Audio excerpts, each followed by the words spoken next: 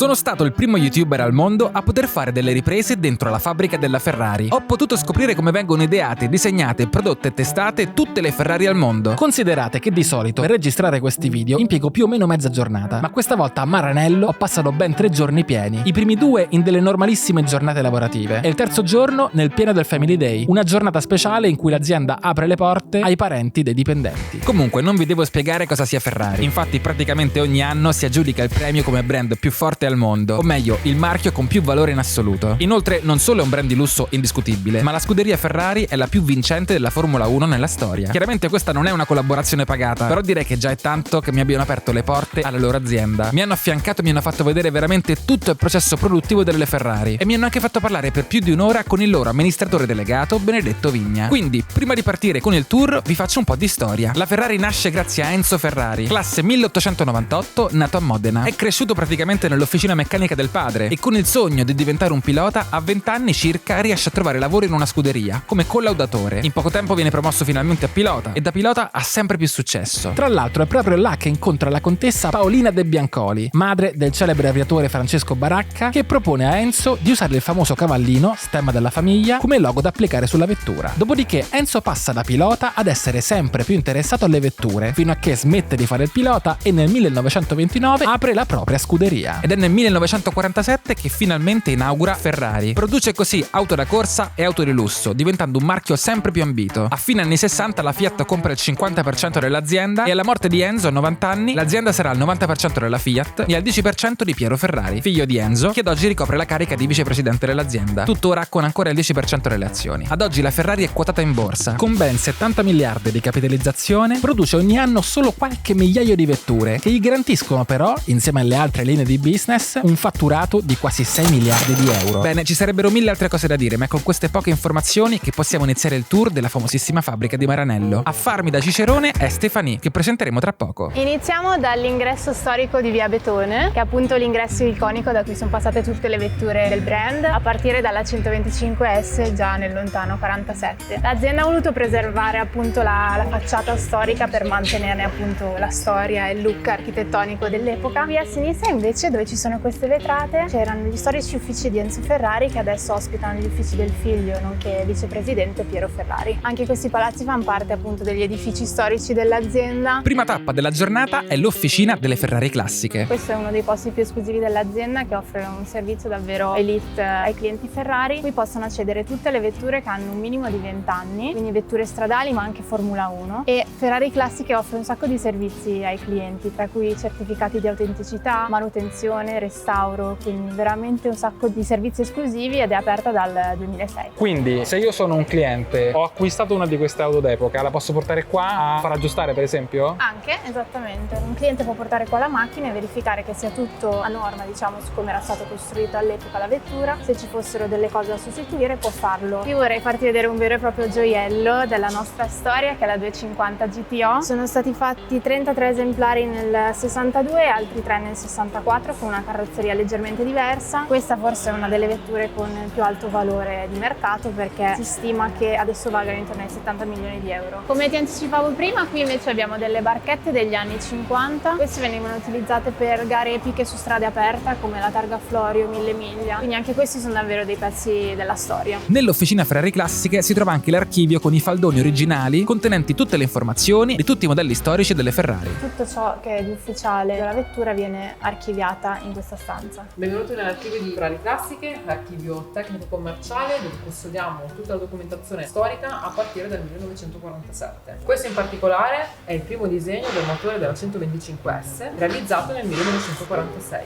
In riferimento possiamo trovare il primo test motore, della numero 1, quindi il primo motore, testato per quasi un anno. Questi sono i faldoni, questi sono i numeri di serie dei telai. A partire dal numero del telaio voi sapete perfettamente quali sono i pezzi per fare la macchina originale così come era stata pensata al tempo. E mi dicevi, i numeri dispari sono del Gran Turismo e i numeri pari Sport Prototipo. Questo è lo slot di telai che vanno dalla 5301 alla 5399. Troviamo descritti i principali componenti di ogni singola vettura. E questo qua è il foglio di montaggio della GTO che abbiamo appena visto, quella da 70 milioni di euro. E qua abbiamo anche la scheda commerciale dove si trova addirittura il nome del primo cliente. Ronald John Hare è stato il primo acquirente di quella Ferrari. E la configurazione scelta dal cliente in periodo: blu scuro, interno a panno rosso scuro. Qua che abbiamo? In questa zona invece abbiamo le vere sezione supercar, quindi abbiamo la F40, la F50 e la GTO, anche questi modelli super iconici di Ferrari. Questa Ferrari invece è l'unica Ferrari col portapacchi mai stata fatta ad hoc per Rossellini, che appunto ha chiesto il portapacchi. Finito dalle Ferrari classiche, siamo usciti dirigendoci verso gli uffici di Stephanie, passando per le zone produttive che avrei visitato meglio il giorno seguente. Qua ci troviamo su via Lenzo Ferrari, che è appunto la via principale dell'azienda, che prende appunto nome dal nostro fondatore. Qui a destra abbiamo la linea di montaggio, qui a sinistra abbiamo la linea test, detta anche revisione, poi abbiamo la finizione dove vengono testate tutte le vetture e controllate prima che vengano spedite ai clienti.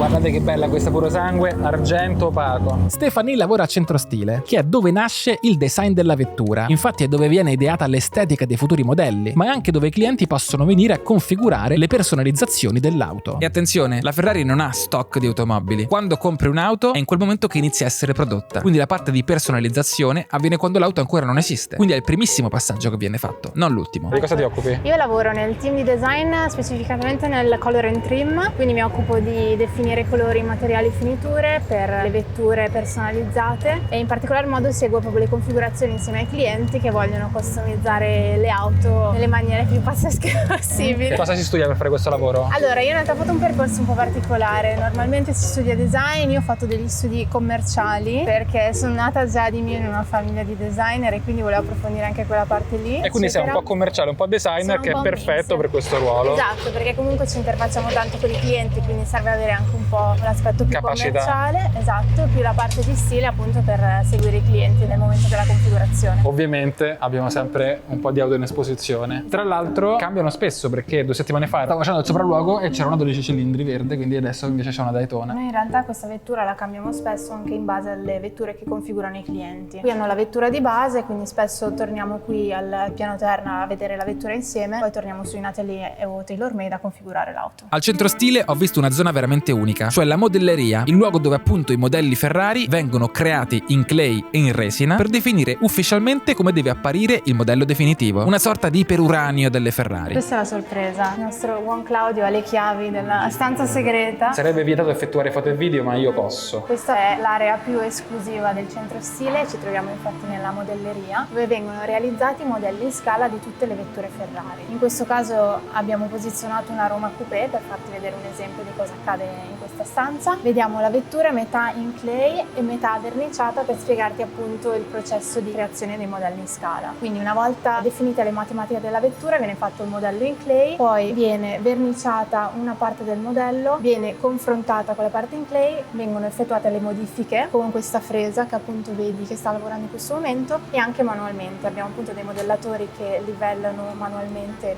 il modello e dopo si confrontano i due lati. Una volta congelato il progetto viene realizzato il modello in duro, lo chiamiamo. Sulla portiera invece vedi una pellicola che simula un po' l'effetto della verniciatura per capire anche come colpisce la luce la vettura. Questa invece è la concept car che hanno realizzato con Sony per Gran Turismo. Guardate che bella, ed è un'auto che è stata realizzata in digitale, nel senso che voi potete guidare quest'auto ma solamente videogiocando. Ma come succede per le concept car, sono ispirazioni per le auto reali, come per esempio la 499P. Se vedete la parte frontale, questo taglio laterale sono molto simili. Questo invece è il modello di riferimento della Puro Sangue, quindi una volta congelate le matematiche e definito il design definitivo della vettura, viene creato appunto il modello di riferimento, in questo caso in resina. Vedrai anche i vetri sono in plexiglass. Questa quindi è aperta, non è piena come l'altra. Esatto, tutti i modelli di riferimento hanno le portiere apribili ma non sono comunque marcianti, non hanno un motore, non hanno i freni, esatto. Ok. E voi questi modelli ce li avete pronti in realtà già prima che l'auto sia in commercio? Esatto, solitamente i reference model vengono realizzati e finiti circa 1 anno e mezzo, 2 prima del lancio della vettura. Poi dalla modelleria siamo anche andati a vedere il suo ufficio dove lavora. Allora, qui entriamo nell'ufficio del Color Entry. Come ti spiegavo prima, qui appunto definiamo colori per tutti i progetti sia di gamma che progetti one-off che progetti personalizzati come vetture atelier o tailor-made. Abbiamo gamma e one-off, qui invece abbiamo la parte di allestimenti speciali e una parte di tailor-made. Questa è la mia bellissima scrivania. Qual è la tua giornata tipo? Solitamente arrivo per le 9 e solitamente abbiamo 2 appuntamenti clienti al giorno, quindi uno al mattino e uno al pomeriggio. Lì ci alterniamo io oppure i miei miei colleghi nel seguire il cliente appunto durante la fase di configurazione dell'auto, altrimenti io mi occupo anche di tutta la parte di ricerca di nuovi materiali innovativi, anche sostenibili dell'azienda, perciò mi occupo tanto di fare ricerca anche di nuovi fornitori, fare meeting con loro, vedere insieme nuovi campioni, di colori, materiali, finiture. Quindi qua non può venire nessuno tranne chiaramente i clienti che vengono da voi a farsi personalizzare l'auto. Esatto. Come funziona questo aspetto? Quando tu compri una Ferrari, qual è l'iter? Tu puoi comprare la Ferrari solo in concessionaria, giusto? Esatto. In nessun altro modo? Esatto, l'acquisto avviene in concessionaria,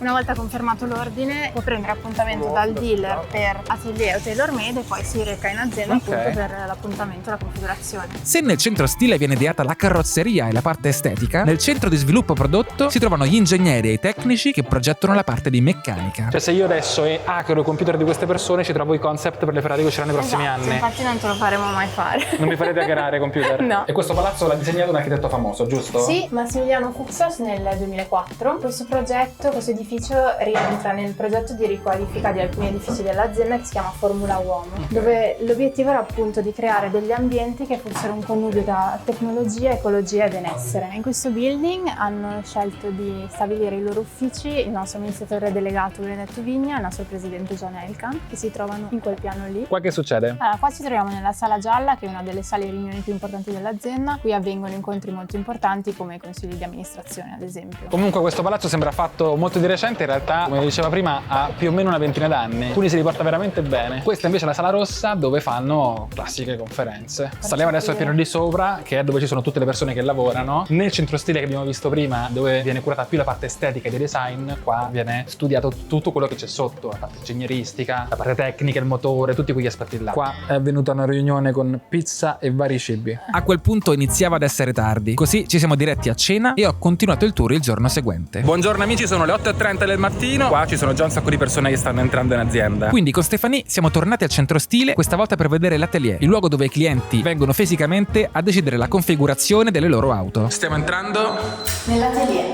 Allora, questa mattina abbiamo un SF90 XX Spider. Tutti i giorni in realtà la vettura in atelier cambia in base alla configurazione che avverrà durante la giornata. Quindi stamattina abbiamo il cliente che verrà a configurare questa vettura, quindi l'abbiamo messa qua appunto perché lui possa sedersi dentro e vedere tutti i dettagli. Siamo partiti dai sedili, divisi tra comfort e racing, tra rivestimenti in alcantara o in pelle, e si possono anche personalizzare il colore del carbonio, dei cavallini ricamati, i pattern interni del sedile e tanto altro. Ma che tipo di clienti vengono? Abbiamo clienti da tutto il mondo, abbiamo centri anche a Shanghai e a New York, però ovviamente la maggior parte dei clienti amano venire a Maranello perché è un po' il cuore dell'azienda. In tanti fanno domanda, siete voi a scegliere i clienti che riescono a venire qua? In realtà c'è una selezione a monte che viene fatta dal mercato e dalle concessionarie stesse, perché ovviamente negli ultimi anni la richiesta di configurazioni atelier tailor made è cresciuta in maniera esponenziale, quindi sarebbe impossibile accoglierli tutti ed è per questo che ci dà molto una mano, diciamo, il mercato anche nella selezione dei clienti che possono accedere al servizio. Venire qua non ha un costo extra, le modifiche che fai poi chiaramente potete aumentare il costo dell'auto alla fine, giusto? Esatto. Ok. Viene preparata una scheda che viene poi consegnata al concessionario con tutte le richieste aggiuntive che ha fatto il cliente in fase di configurazione e poi sarà il concessionario appunto a terminare la vendita. Viene anche il concessionario qua Sempre. insieme al Sì. cliente? È una cosa che noi consigliamo assolutamente perché il concessionario è comunque la prima persona con cui si interfaccia il cliente in fase di acquisto della vettura, perciò è importante che sia presente anche durante la configurazione, anche per seguire che cosa è stato scelto insieme a noi. Ci siamo spostati nell'area dove il cliente viene accolto e dove personalizza l'auto. Sul tavolo altri dettagli personalizzabili come le coppette ruota, dettagli in carbonio e verniciati e anche la possibilità di scegliere tra lo scudetto fisico, nella scocca dell'auto, o aerografato, un processo manuale che impiega 8 ore per lato. È un po' più vintage. È un po' più vintage, nel senso che ricorda anche il mondo racing, Formula 1, ha un po' quell'aspetto heritage che ai clienti piace tanto. I nostri clienti atelier tailor made vogliono mantenere l'allestimento esattamente come esce dall'azienda. Infatti in tutte le vetture nella zona del baule abbiamo una targhetta personalizzazioni dove ci sono riportate tutte le scelte che ha fatto il cliente e quindi questo un po' è il simbolo dell'autenticità della vettura. Qua in questo atelier quanti incontri avvengono al giorno? 4 incontri al giorno,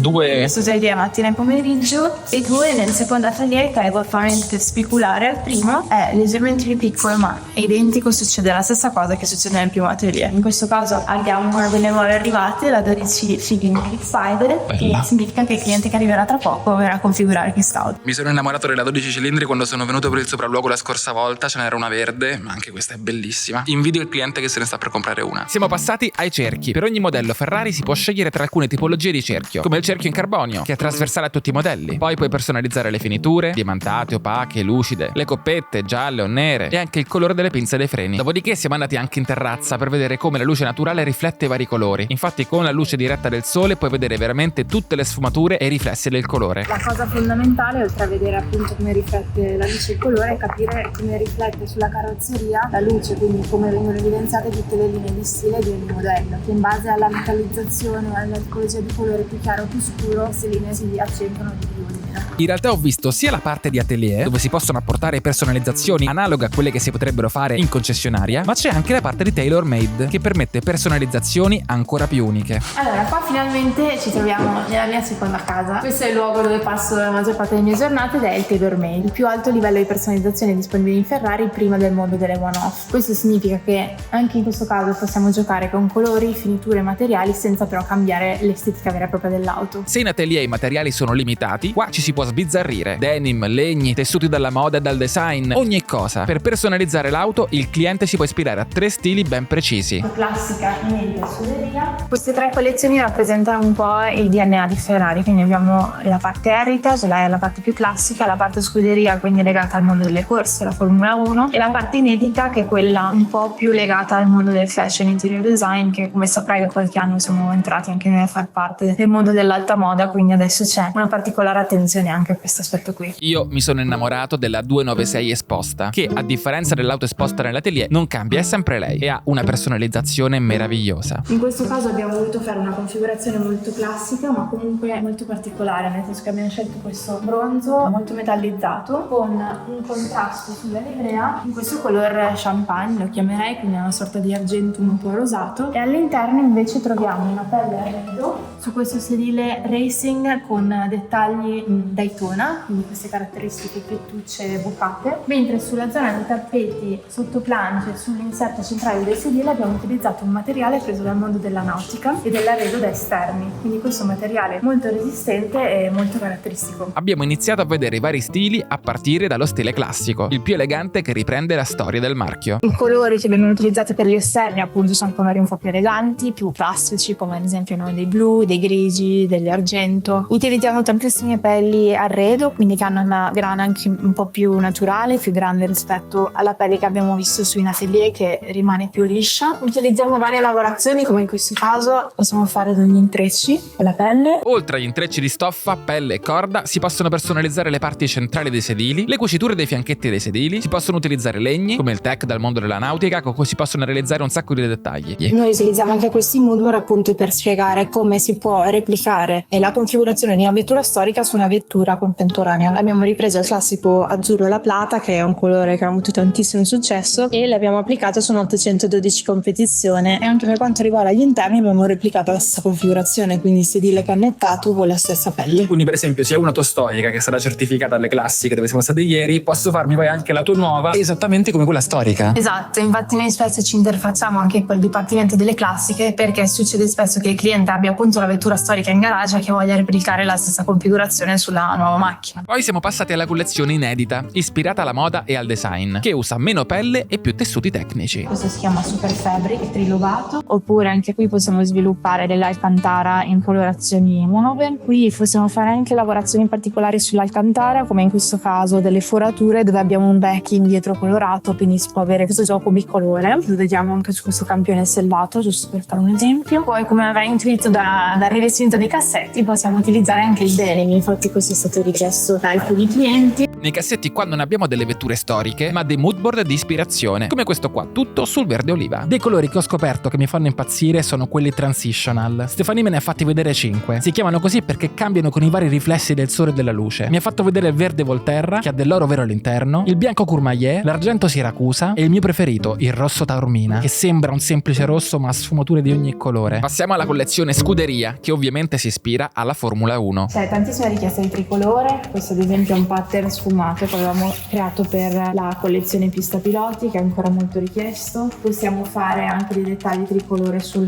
volante, cuciture tricolore sempre, tantissimo carbonio. Sono caratteristiche le trame in carbonio diverse da quella standard, personalizzabili solo in tailor made, e c'è anche la possibilità di scegliere tessuti per la propria auto ripresi perfettamente dalle vetture storiche da corsa. Poi si possono scegliere anche i pattern del mandorlato sulle parti metalliche. Questo ad esempio è uno dei più richiesti, che si chiama trilobato, e questo ha ispirato ispirato uno dei materiali che forse è quello più richiesto dai clienti. Quindi, come potrai vedere da vicino, abbiamo ripreso lo stesso pattern del mandorlato trilobato su questo tessuto che si chiama Super Fabric trilobato, che usiamo tantissimo sui tappeti ed è un tessuto antitaglio, super resistente, quindi veramente adatto anche sulla zona più bassa della vettura. A quel punto non ho resistito e sono entrato nella 296 per sentirmi un po' un cliente. Questo è quello che si prova a guidare quest'auto. Io soffro di mal di macchina. Ho già un po' di mal di macchina. Non so come mai. Mi stavo girando per vedere i posti dietro, ma giustamente... Dopo aver provato la sensazione di entrare nell'auto, ho deciso di immedesimarmi proprio nel cliente, facendo finta di acquistare la mia SF90XX Spider, l'auto più sportiva che si può scegliere in questo momento, e mi sono messo seduto con Stefani per personalizzarla. Al TaylorMade usiamo Photoshop, quindi in questo caso possiamo veramente configurare e modificare ogni singolo dettaglio della vettura, dove magari è più difficile farlo in atelier su un configuratore, quindi qua riusciamo a personalizzare veramente qualsiasi cosa. Solitamente partiamo col colore esterno. Di che colore la facciamo? Un bel colore transitional. Wow. Il portofino? Rosso portofino lo possiamo fare, in realtà da schermo vedrai che è abbastanza simile, perché noi li dobbiamo fare tutti a mano. Questo è un grigio con dei veri e propri riflessi arcobaleno, quindi questo è uno di quei colori che è esclusivo al TaylorMade, perché dobbiamo comunque aiutare i clienti durante la configurazione in modo che non faccia un interno troppo matto. Ok, ora l'interno come lo facciamo? Allora, per quanto riguarda l'interno, puoi scegliere tra due tipologie di sedili, quindi abbiamo il sedile racing oppure il sedile best weight. No, dammi quello comodo. Ci sono sedili racing, non abbiamo sedile comfort, quindi abbiamo il sedile best weight che è una sorta di monoscocca. Dammi il best weight, mi sembra Quindi leggermente più supportive. Sì, e in questo caso possiamo configurarlo in varie tipologie di alcantara, possiamo fare anche un grigio, un argento. Fuori abbiamo detto che è grigio un po' arcobaleno, quindi comunque non posso metterci colori caldi, dobbiamo stare sui grigi, giusto? Esatto, secondo me un grigio potrebbe starci bene e potremmo aggiungere ad esempio il cavallino. Certo, il cavallino va aggiunto per forza. Che in questo caso potremmo fare in nero per un bel cavallino riprendere nero ricamato. sì, e fare anche i dettagli centrali in alcantara nera ad esempio, così abbiamo un po' di contrasto e rimane anche un po' più sportivo. Chiaro, poi noi ci fermiamo qua, ma in realtà potenzialmente voi state 4 ore, possiamo modificare la cosina del volante. Una chicca, diciamo una cosa carina che si può fare è personalizzare la targhetta. Questa viene posta all'interno dell'abitacolo e qui i clienti veramente si possono sbizzarrire mettendo le loro iniziali oppure Certo. il nome della moglie, abbiamo visto veramente di tutto. E soprattutto c'è scritto TaylorMade. Nelle Ferrari che non sono passate per il TaylorMade non c'è scritto TaylorMade. Allora in atelier abbiamo la scritta atelier, altrimenti c'è semplicemente scritto il nome del modello. A quel punto, verso le 12, siamo usciti dal centro stile per dirigerci alle Building, un nuovissimo edificio che è stato inaugurato proprio quel giorno. Infatti ho assistito, insieme a tanti giornalisti di Bloomberg, di Forbes e di tante altre riviste, al discorso inaugurale di John Elkann, presidente dell'azienda. Le Building è stato ufficialmente inaugurato, è salito prima John Elkann, poi l'amministratore delegato Benedetto Vigna. Tornerò qua oggi pomeriggio perché verrà anche il presidente Mattarella. In queste building non solo verranno prodotti tutti i motori elettrici, ma verranno proprio assemblati di veicoli, e quindi la fabbrica più moderna e più nuova che in questo momento c'è negli stabilimenti di Ferrari. Chiaramente qua a livello di automazione è il più alto in assoluto. Gli operai di fatto non devono fare alcun tipo di lavoro pesante, di alcuno sforzo. Questi robot si possono anche abbassare sottoterra in modo che non ci si debba neanche piegare troppo. E queste isole che vedete sono mobili, si possono muovere in maniera libera e flessibile per tutta la struttura. Chiaramente grazie a questo stabilimento non è che la produzione aumenta di auto, quindi Ferrari non produrrà più auto rispetto a quelle che già produce, ma ci sarà più efficienza, gli standard sono ancora più elevati. Questo è un altro degli AGV che dicevo prima, si può muovere in alto, in basso, a destra, può andare ovunque. Qua al piano di sotto invece è dove escono le auto finite. Proprio qua in fondo alla fabbrica c'è lo sceso linea, cioè dove le auto scendono dalla linea perché sono finite, pronte per essere utilizzate. Al momento chiaramente non esistono ancora le Ferrari elettriche completamente elettriche, ma sono state annunciate e alla fine del prossimo anno si spera che annunceranno esattamente quali saranno i modelli. Questi qua sono gli AGV di cui parlavo prima, visti da più vicino. Dopo questo weekend di Family Day, la struttura sarà ufficialmente a pieno regime. L'intero edificio è stato progettato da Cucinella, che è uno degli studi di architettura più importanti in Italia. Così, incontrandolo dal vivo, gli ho fatto qualche domanda. Raccontami un po' come è nata l'idea di questo building. Questa idea di costruire in un sito che era occupato da dei vecchi capannoni, fare un upgrade dell'area, quindi è costruito in meno della metà dell'area, è costruito su 2 piani, e poi soprattutto crescere in altezza ha dato questa possibilità di avere questo rapporto visivo tra l'interno della fabbrica e il paesaggio che è intorno, perché quello che si vede fuori, al di là della fabbrica, è proprio il paesaggio e la cultura di questo luogo. È la prima volta che si costruisce un edificio industriale con delle caratteristiche da edificio per uffici, quindi tutti i pannelli di vetro traslucidi, molta luce naturale. Anche all'interno ci sono le colonne di luce. Il rapporto con la luce naturale è importante perché è uno dei segnali più importanti dal punto di vista della qualità del lavoro. La luce poi cambia, no? Arriva una nuvola, arriva il sole, cambia, è un aspetto psicologico importante e eviti di lavorare in una fabbrica che è una scatola nera con le luci artificiali. Ci sono delle chicche, le particolarità di questo edificio che magari non si vedono a prima acchito? Tutto il tema per esempio dell'energia, no? Sul tetto ci sono 3.000 pannelli fotovoltaici di produzione energetica, c'è il tema della raccolta delle acque piovane che ci servono per essere immagazzinate e riusate sia per l'irrigazione, quindi non usiamo l'acqua dell'acquedotto, o per altre vengono trattate e riusate nei bagni. Sono tutti principi che aiutano a spiegare come un edificio di nuova generazione è attento a questo rapporto con l'ambiente. Sono tutte accortezze che fanno capire un po' qual è la filosofia della visione di un'azienda, no? Che quindi comincia già a fare quella che chiamiamo la transizione ecologica, no? Siamo fuori dalle building e ci dirigiamo a pranzo al ristorante aziendale che si chiama Il Podio. Quindi non mangio insieme a tutti gli altri giornalisti al buffet, ma dove mangiano i dipendenti Ferrari. Molto meglio. Eccolo là, quello è Il Podio. Questo è l'ingresso. Al piano di sopra c'è il ristorante. Abbiamo frutta e verdura, dolci, yogurt, torte, secondi piatti freddi, primi piatti freddi, secondi caldi e patatine, altri secondi caldi, primi piatti caldi, abbiamo le pizze. Guardate che belle le uniformi delle linee. Mi sono preso pasta ragù, tacchino, tavolette di Bruxelles e succo alla mela. Niente pizza, che sono a dieta. Terminata la pausa pranzo, il testimone è passato a Federico, che da là fino a fine giornata mi ha accompagnato per tutta l'area produttiva. Partendo però al contrario, cioè dalla parte dove le auto vengono finite, cioè dove la carrozzeria e la meccanica vengono unite, poi passando per la produzione della meccanica e dei motori e infine arrivando fino alla fonderia, dove l'alluminio viene fuso per produrre i componenti. Entriamo in area tecnologica carrozzeria, andiamo a vedere le vetture come vengono assemblate, 3 linee, 8 cilindri, 12 cilindri, serie speciale. Allora, prima di vedere tutte queste zone che mi farai vedere, spiegami bene come funziona la produzione di una Ferrari. È un processo molto complicato, parte tutto da Maranello, in realtà abbiamo un'area anche di lastratura a Modena, da Scaglietti, ancora nei tempi, che è rimasta lì, arrivano qua le scocche, abbiamo una fonderia, le lavorazioni meccaniche dove lavoriamo componenti in alluminio e in acciaio, poi abbiamo il montaggio motore e il montaggio vettura, per farla molto facile, collaudata e consegnata ai clienti. Qui siamo all'interno dell'area tecnologica e carrozzeria, tutto parte dalla postazione 1 dove gli operatori cominciano a montare quella che è la scocca nuda che entra qui dentro e segue un percorso per poi arrivare al matrimonio fino ad arrivare alla vettura quasi finita, pronta per il collaudo. Qui abbiamo anche il montaggio dei primi cablaggi, vedere l'operatore lì, insieme ad alcune parti mobili, poi fino a continuare fino ad arrivare, se vedete dall'altra parte il percorso, all'assemblaggio anche delle ruote fino all'uscita dalla linea. Ogni vettura è diversa dall'altra perché Ferrari fa molta leva sulla personalizzazione e quindi è praticamente impossibile trovare due Ferrari che siano identiche. Tutte queste Ferrari che stiamo vedendo assolutamente sì. hanno qualcosina di diverso. Non esiste una Ferrari stock che trovi in concessionario, la prendi e esci guidando la vettura. Tutte partono da un percorso di personalizzazione che può essere fatto o al concessionario o a Maranello, a Shanghai o a New York. Per esempio lui si è fatto una bella livrea gialla gigante là esatto sopra. È probabile, non sicuro, che sia una versione assetto a Fiorano, viste quelle che sono le linee che puoi trovare sul cofano. A ogni stazione che vedete viene aggiunto un piccolo pezzettino. Si porta avanti l'auto nel suo processo di produzione. Qua dietro di me avviene il famoso matrimonio, cioè la scocca dell'auto che viene ufficialmente connessa a tutto il resto. Quindi è dove la meccanica incontra la carrozzeria. Fra 19 minuti succede di nuovo. Questa stazione invece è l'unica senza umani perché è dove vengono assemblati i cristalli e per questioni di sicurezza è tutto completamente automatizzato. Questa è una Roma Spider bianca, interni bianchi, molto Gran Turismo. Tanto sto imparando tutto quanto il gergo tecnico di questo mestiere. Qua invece vediamo come vengono montati gli pneumatici. Guardate un po', non deve neanche sollevarlo con le sue mani, fa tutto con la macchina.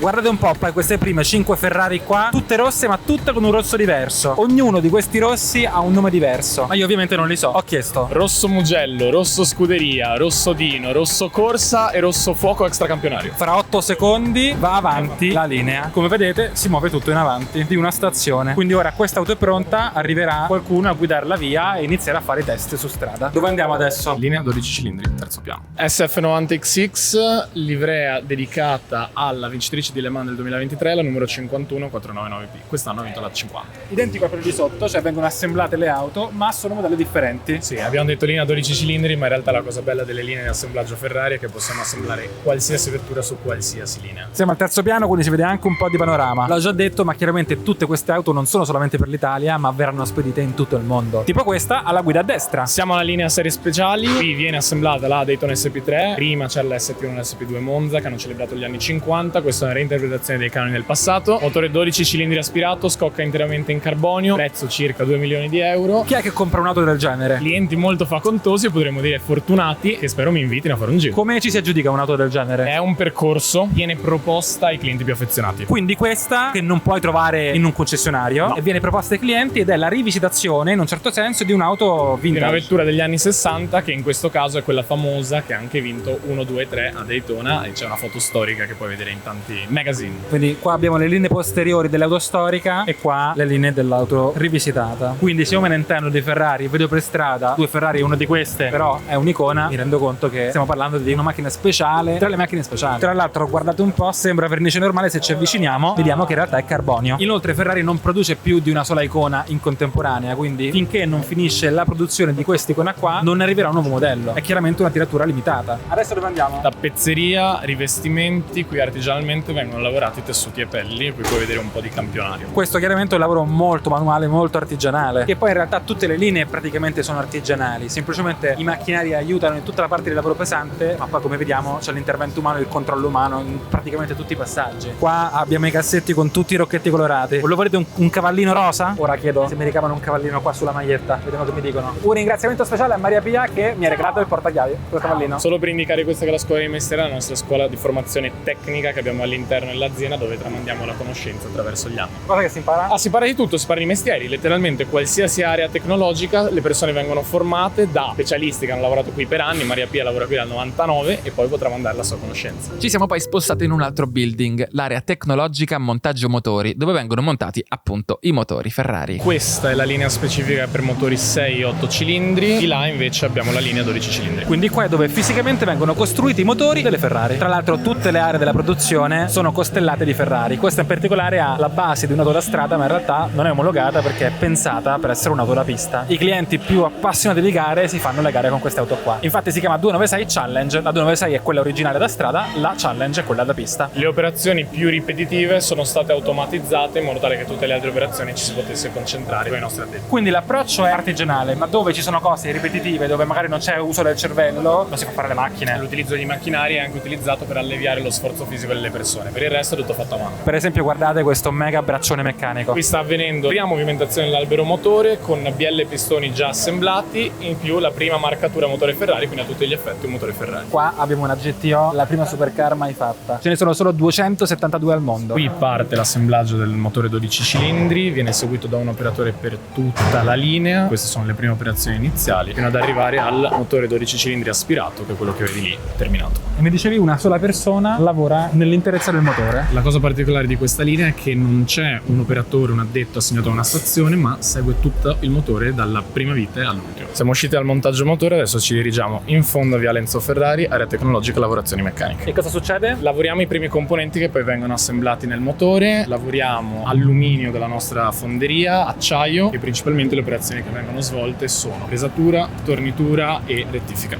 Iniziamo il giro dalla sala metrologica dove vengono effettuate le misurazioni, un ambiente super controllato, non si può entrare, temperatura regolata per assicurarci che tutte le misure siano precise al micron o al nanometro. L'ambiente produttivo è anche caratterizzato da aree verdi e lì abbiamo anche una sala formazione per una serie di motivi, per rilassare l'atmosfera, controllare la temperatura. Abbiamo anche la luce naturale da soffitto. Questi due robot vengono chiamati Romeo e Giulietta perché molto romanticamente lavorano insieme. Siamo usciti dalle lavorazioni meccaniche e adesso ci dirigiamo in fonderia. Ebbene sì, qua in Ferrari fondono il metallo, in particolare l'alluminio, lo prendono proprio da lingotti e lo fondono. Nel frattempo qua guardate quante scocche sono arrivate, tutte ancora da verniciare. Vengono fatte a mano, un lavoro molto artigianale. Siamo arrivati all'area tecnologica leghe leggere, che sarebbe la fonderia. A TLL si lavora l'alluminio. Questa è la fonderia. Qua dietro di me ci sono i forni. Queste sono le anime dove viene colato l'alluminio fuso, sono fatte tutte a mano. Non fa così caldo per essere una fonderia comunque. Questo è un reparto all'interno della fonderia, è nato principalmente tanti anni fa per gestione sportiva e produciamo appunto componenti per scuderie Ferrari e tutto quello che è avviamento e prototipazione, quindi si fa anche tanta ricerca. Quindi entra il metallo, esce? Abbiamo sì, forni con metallo a 750 gradi dove entra all'interno di una motta in sabbia e solidifica e il giorno successivo esce la fusione. E chi le fa le motte in sabbia? Le facciamo noi internamente con una sabbia che viene premiscelata e oltretutto una sabbia che viene anche rigenerata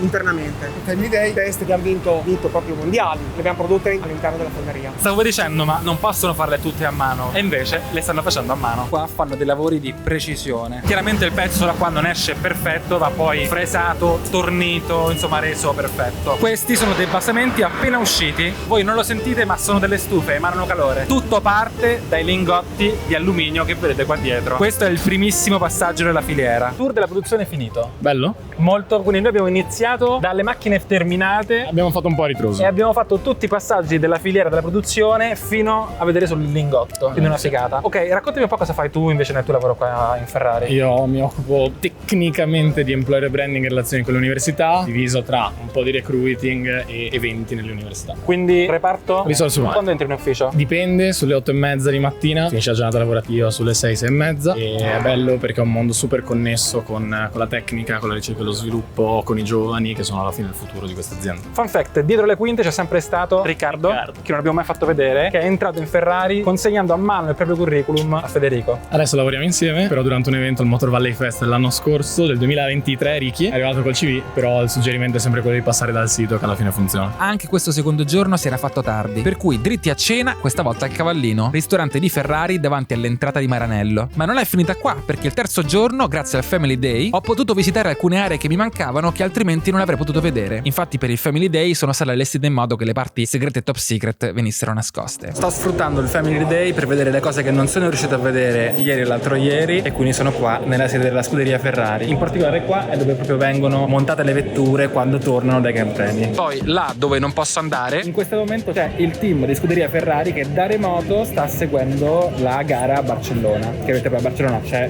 il team fisico presenza, ma qua c'è il box che da remoto segue la gara. Da questa parte qua dietro invece abbiamo il simulatore di guida. Lo possiamo vedere perché in realtà questo è un modello un po' più vecchio, mentre quelli super moderni sono di là e sono inaccessibili. Qua dietro abbiamo dove si allenano per il pit stop, perché chiaramente i meccanici devono essere il più veloci possibile, e quindi si allena qua. Su queste due tracce la macchina va e si deve fermare in un punto preciso, perché se si ferma un po' dopo o un po' prima i meccanici si devono fermare perdendo tempo prezioso. Qua dietro di me c'è il circuito di Fiorano, la pista privata dell'azienda dove le varie vetture vengono testate. Se prima abbiamo visto tutta l'area della Formula 1, qua davanti a me c'è la sede della parte endurance e corse clienti, perché non so se lo sapete, non solo i piloti di Formula 1 fanno le gare su pista, ma ci sono persone che acquistano vetture da racing solo per la pista e gareggiano e hanno il loro team di ingegneri esattamente come un pilota professionista, ma lo fanno per passione e basta. Queste auto che vedete sono qua e in questa officina le aggiustano, le mantengono, perché quando i clienti accedono al programma XX, che sono appunto corse clienti, non solo comprano l'auto, ma devono avere accesso anche alla manutenzione, al fatto che non hanno problemi, al fatto che trasportano l'auto quando vanno a fare la gara. Al piano di sopra invece si passa dall'XX alla Formula 1 clienti, dove le auto sono tenute sempre qua per lo stesso discorso di manutenzione, controllo e sicurezza. Queste sono tutte vetture di Formula 1 vere e proprie degli anni passati, che adesso vengono utilizzati per permettere ad alcuni clienti di avere l'esperienza vera e propria di Formula 1. Una cosa veramente pazzesca. Abbiamo tutte le vetture sportive e se io voglio fare l'esperienza del pilota degli anni 70 perché sono un fan, posso farlo. Chiaramente queste cose che ho appena detto non sono per comuni mortali, purtroppo. Pensate che solamente della serie XX tutte le auto prodotte sono a malapena un centinaio. Parliamo di esperienze e appannaggio di qualche centinaio al massimo di persone nel mondo. Io speravo adesso di e invece niente. Ho avuto modo di vedere anche la parte di verniciatura che il giorno prima per esigenze di tempo avevo saltato. Qua è l'area dove le scocche in metallo provenienti da scaglietti entrano per poi uscire perfettamente verniciate. Questa è la fase di cataforesi. Qua è stato applicato il primer, qua viene applicato il colore e poi c'è un fondale in acrilico per fissare il tutto. Ed è proprio qua che fanno anche i vari scudetti aerografati. Quindi questa qua è in alluminio, appena lavata devono ancora mettere tutto. Sono poi passato all'area costruzioni sperimentali, che come suggerisce il nome è quell'area dove avviene tutta la parte di ricerca e sviluppo dei nuovi modelli. È un'area che parla direttamente col centro sviluppo prodotto, perché ciò che viene ingegnerizzato di là viene prototipato di qua. È proprio qua che si fa product development, dove vengono ideati nuovi modelli. Queste auto qua tutte wrappate che girano anche qua per l'azienda e queste altre auto qua nascoste si chiamano mulotipi e sono vari prototipi differenti che provengono dal centro sviluppo prodotto. Gli ingegneri conversano con quest'area finché non si crea un modello perfetto. Generalmente i mulotipi partono da basi di auto già esistenti che vengono modificate, accessoriate, provate in mille modi differenti. Tra l'altro queste wrappature tutte strane, noto che quando l'auto giri non si capisce bene che forma abbia. Il mulotipo a un certo punto diventa prototipo, lo vedete, è molto camuffato. Ci sono delle forme che sono state aggiunte proprio per non far capire. Chiaramente i primi modelli perfetti escono da qua, non dalla linea, perché la linea non è ancora pronta. E qua parcheggiata abbiamo una delle famosissime one-off, cioè vetture prodotte con un solo esemplare. Le più ambite in assoluto ne fanno circa una all'anno. Questo è il modello di stile, chiaramente. niente, quello che abbiamo visto a Centro Stile, dove modellano le auto, l'auto vera e propria originale della già il cliente, chiaramente. Qua invece è dove fanno tutti i componenti di carbonio. Anche qua un lavoro piuttosto artigianale. E con questo terzo giorno si conclude la mia esperienza qua da Ferrari. È l'azienda in cui ho avvicinato più cose in assoluto, in cui ho scoperto più cose in assoluto, ma è giunta l'ora di salutarla. E a questo punto voi mi direte, ma non avevi anche intervistato l'amministratore delegato Benedetto Vigna? Ebbene sì, ho parlato con lui 1 ora e 10, ma chiaramente in questo video non volevo sacrificare troppo minutaggio, quindi vedrete l'intervista integrale nel prossimo video. Solo però se vi ricordate di iscrivervi al canale, mettere mi piace e condividere questo video con i vostri amici. Scrivetemi nei commenti cosa ne pensate di questo video e ringrazio di nuovo Ferrari per avermi permesso di fare questa esperienza pazzesca. Ci vediamo con il prossimo video.